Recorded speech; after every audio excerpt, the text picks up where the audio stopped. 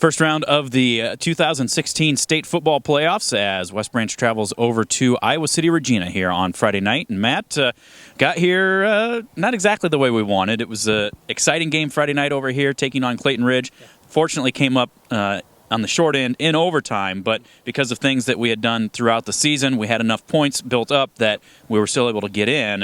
And you look at how this team played Friday night, it's a pretty inspired bunch against a pretty good Clayton Ridge ball club. Yeah, that was kind of my favorite game, really, of all season. I mean, the Tipton game the previous week was really good too, but Friday night was definitely a good way, I think, to close out the regular season. As you said, it really didn't end the way that we wanted it to, but I think that was a good game for the team to play, to go up against a pretty high-powered offense and limit them to just 27 points in regulation. So I was very happy with the Bears' defense. I was very happy with our offense as well, just really doing what we can against a pretty quick, tough, physical Clayton Ridge team. So, yeah, I was very happy Friday.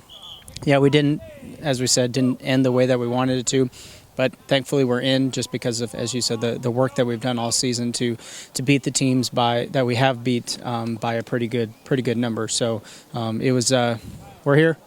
We're ready to go. That's all it takes. And you talk about that defensive effort. I mean, basically for the first three quarters, partway into that fourth quarter, really slowed down that Clayton Ridge attack. And then all of a sudden it gets into, crunch time. And, I mean, you just credit a three-year starter at quarterback and a couple of pretty good wide receivers. They made some key plays. I mean, we couldn't have defended it much better than we did. And so, I mean, really nothing to hang our hats about how that thing turned out. No, absolutely not. I think they really showed late in the game why they are considered a high-powered offense.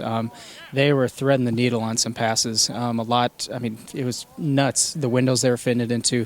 As you said, our defense really couldn't have played any better. Cover on the coverage game. Really, I mean, even on the last play there in overtime, there's really not much better you could do. Oh. Coach Tiley's pumped up, ready for this game this week, taking on Regina. 8 miles separates these two squads, and you're still blushing a little bit. So do I need to give you time? No, I'm good. It's cool enough out here, kind of cooled you off in a hurry from that. So, good. But, 8 miles separates these two. Regina, I mean, I lost track how many times in a row they've won the Class 1A state championship. Yeah. They are the cream of the crop, and it's going to be a big challenge for this Bears squad going over there here in this first round. It's kind of a rematch from last year, really, except it's in round one instead of round three, I think it was last year. So, the Bears are going to have a really tough challenge Friday night against the number one team in the state. They've beat up on some pretty good teams this year, including Class 3A. Solon, who's kind of the powerhouse of 3A right now.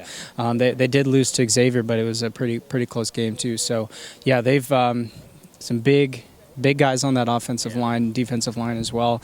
I think 3 guys averaging over, I guess they're weighing over 270.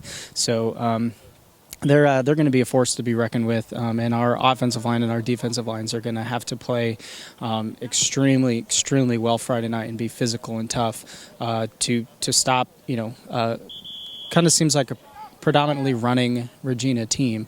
Get in the backfield, disrupt any offensive line stunts that they're doing, and just try and limit their offense. And really, just like what we did against Clayton Ridge, just the defense is going to have to do extremely well, and the offense is just going to have to play off of some defensive successes and make sure to capitalize on getting some turnovers, or whether it's just stopping the Regals and downs. Yeah. I mean, that's really what it's going to boil down to, is creating some opportunities, force a turnover, get a big stop, get some field position some way, somehow, and then when you get those opportunities, capitalize on it. You can't just, get the turnover and then turn it back over to them. You got to make sure that you put some points on the board. So that's the only way that you can defeat a great team like Regina is. And this Bears squad, I mean, mentally, they're saying, hey, we're up for the challenge. We're not in the playoffs just to say that we made it. We're here to do some damage. So we'll see how they come out here Friday night. Mm-hmm.